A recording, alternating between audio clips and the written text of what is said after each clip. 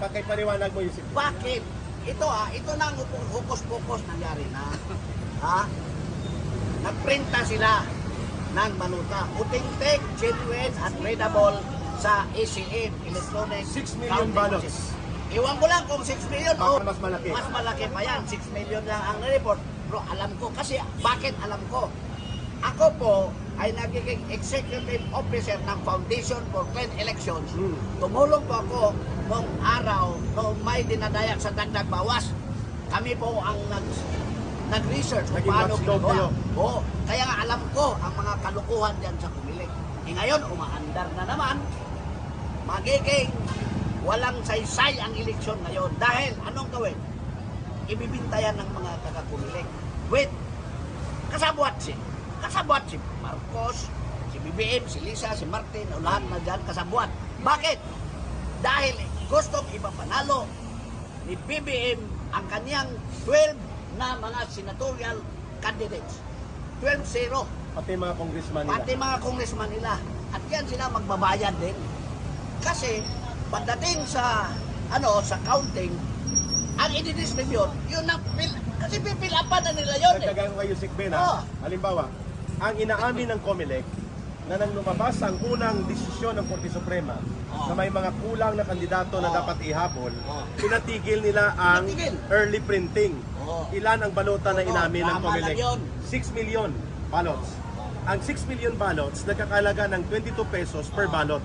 That's 132 million pesos. No, 132 million pesos na balota. Yun lang ang inamin nila. May punto si Yusik Ben. Paano kung 10 million ballots? Okay? At ito, tapusin ko lang yung sinasabi ko kanina. Paano kung ang 6 million ballots na ito, dahil machine readable, pag sinabing machine readable, pwede mong ipasok sa Ika-count yun. ika-count kasi senador. Ang resulta. Ang resulta, party list, pati bababa, pati sa Davao election, pwede. Kasi kasama pati ang Davao eh. Basta lahat, Pati mayor. lahat na naka-entry doon na gusto ng Kumilig, Oo. manalo. Ngayon ito ang problema. Kung susunugin nila in public ang 6 million ballots, parang nagsunog ka ng 132 million pesos. Ngayon, kung i-shred mo o ipapalamon mo sa Magkapila machine, pa sila. oo. Ngayon ito ang problema. Nasaan ito ngayon? Saan Itong ngayon? 6 million earlier printed Oo. na machine na mga balota Saan? na machine readable. Oo. So, may punto po si Yusik Ben Ranke dyan. Gagamitin nila. Kaya nga, Oh, Yusik Ben ito naman. kaya nga nakita ninyo yung mga survey bayaran nila. Tumataas ang rating ng mga kandidato ni BBM. Bakit? Mind conditioning dan para itugma doon sa panalo nila sa Dayak. May possibility. Yun. Kaya nga hindi tayo maniniwala na tuwid ang eleksyon na ito. Tuwad. Tuwad. Isang tuwad. Focus, dagdag, bawas para ma-elect. Kumilected ang tawag ko noon. I-elect ng kumilik yung mga kandidato ni BBM upang panindigan pa rin nila ang mga kasamaang ginagawa sa administrasyon ito kung hahantong sila sa 2028. Doon, itutuloy nila ang pag-uusig sa mga Duterte. Lahat ng mga kamalian ngayon, ipahid nila sa mga Duterte. Correct. Pag may isyo, malaki, laban sa kanila, EJK Duterte, Ipes BP Sara. Mga Pilipino, nabodol na tayo nung pinili natin at binoto ang bangag na presidente na yan. Ngayon, huwag na kayong magpabodol, huwag na tayong magpumungka, bagkos, paalisin natin siya. Ngayon na! Marcos alis dyan! Marcos alis dyan! Marcos alis dyan! Marcos alis dyan! Marcos alis dyan! Marcos alis dyan! Ikaw ang salot sa bayan!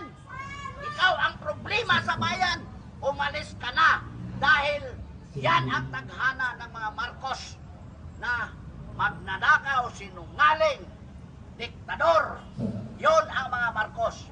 Huwag na ninyong piliin. Huwag na ninyong pilitin na magpabango pa kayo dahil hindi na yan ma-rewrite ang history.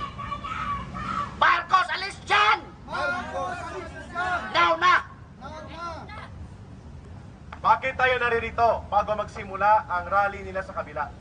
Sapagkat mahalaga po na may palaganap sa buong daigdig at sa buong bansa na ang may pananagutan sa paglala at pagluba ng korupsyon, pangdarambong at pagnanakaw sa kaban ng bayan, at ang may pananagutan sa panunumbalik ng korupsyon, droga at kriminalidad ay si Bongbong Marcos, hindi si Sara Duterte. Ang may pananagutan kung bakit naging sindikato at pokus-pokus ang budget 2025 at pwedeng hindi na ito gamitin at ideklara ng Supreme Court na unconstitutional, ang may pananagutan si Marcos. Eh bakit hindi siya pinapanawagan na lumaya sa poder at patalsikin sa kanyang pagiging Pangulo na inutil at walang saysay ang gobyernong kanyang pinamumunuan? Sino ba ang kumuha ng PhilHealth 60 billion pesos? Hindi ba sila, nila Marcos at sila Rap Recto? At pinigilan ng Korte Suprema na magkaroon ng temporary restraining order at injunction, kaya hindi nila nakuha ang 26 or 29 billion na naiwan sa PhilHealth. Hindi ba yan ay pananagutan ng Pangulo ng Bansa? Eh bakit si Sara Duterte ang ipinapa-impeach at hindi si Marcos? Yan ang tanong ng mamamayan. Kung totoo na gusto natin pagbabago at matino na pamumuno sa pamahalaan, una sa lahat, tukuyin at tumbukin natin sino ang may pananagutan sa paglubha at paglala ng korupsyon. Si Bongbong Marcos! Si Bongbong Marcos.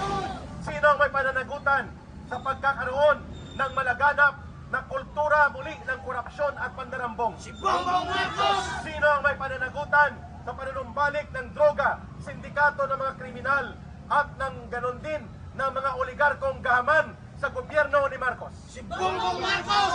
Sino po ang nagpasiro budget sa PhilHealth?